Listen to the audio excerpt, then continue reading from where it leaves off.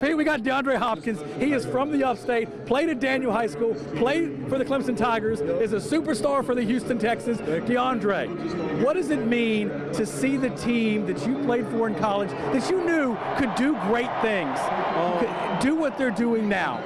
I knew it was going to be this outcome. Not trying to sound cocky, but, my uncle's a strength trainer coach, Larry Greenlee. He do a great job of getting those guys prepared, but the talent, the skill set, that Dabo Swinney and those guys recruit here, it's bar none, man. DeAndre, you grew up in that community. You're a part of that community back in Clemson. What does it mean to all those guys, the guys that are going to Daniel High School now, the guys that are in the community in Central, all those people that maybe 15 years ago didn't dream of this, and it's happened 2 times in 3 years? Oh, man, I was born and raised there.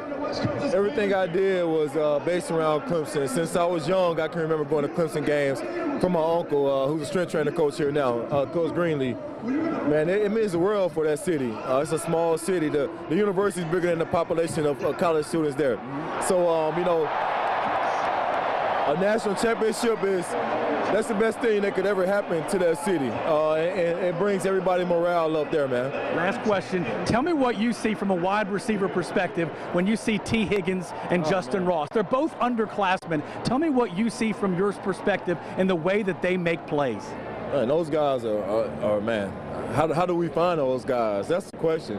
Whoever do a good job of scouting those guys. Started with you, my friend. Man,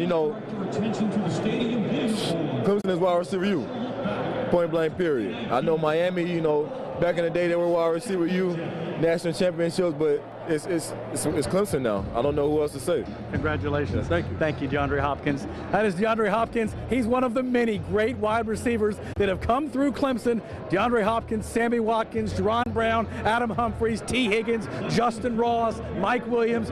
You can go on and on. Pete, back to you. Thanks so much. We'll get back out to you momentarily.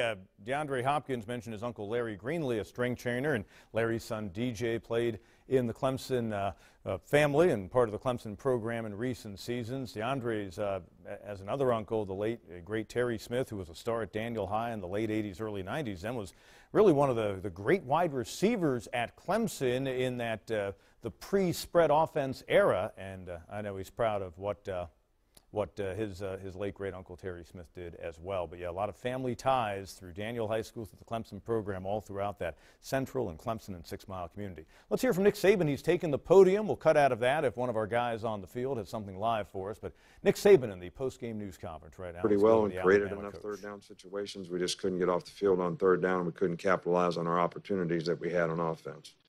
But, the seniors, on this team have done a fantastic job of representing the University of Alabama. I think they've won 50-some games or whatever since they've been here, and they've been a class group and provided a lot of leadership and a lot of good examples for our young players on our team, and we certainly appreciate them and wish them well in their future. We have 2 student athletes with us, Tua Tagovailoa and Xavier McKinney.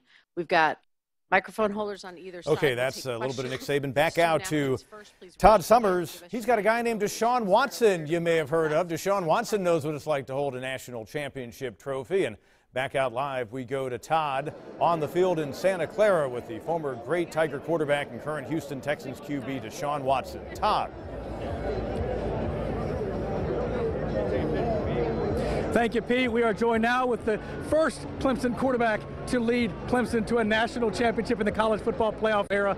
Deshaun, what is it like for you to now stand on the outside and watch Trevor Lawrence and this group of guys win a national championship like you and your guys did 2 years ago? Man, it's a beautiful thing. It's awesome. It's an awesome feeling to see a guy like Trevor, so young, so talented, so special, to come in and do what he did tonight.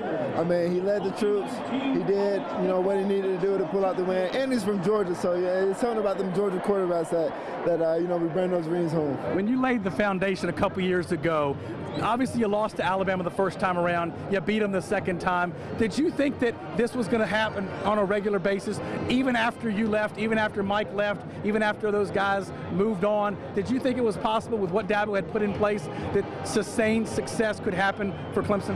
No doubt. I mean, it's what Dabo's been preaching, but what he's been building as a culture, as an organization. I mean, it doesn't surprise me that, you know, we continue to do the things that we're doing and be in this position that we are tonight. Last question, from a quarterback perspective, can you explain what Trevor Lawrence did tonight? 347 yards passing, 3 touchdowns, no interceptions. What did you see in his performance? MVP. I mean, he did his thing. He did what he's supposed to do: protect the ball, make plays downfield with his arm, and you know, and lead the troops, make good decisions. That's what he did. Thank you very much, Deshaun Watson. That's $1 million smile from a guy that's as talented as anybody you will ever see, Pete. Deshaun Watson, national champion. Trevor Lawrence, a national champion as well. Back to you. Thanks.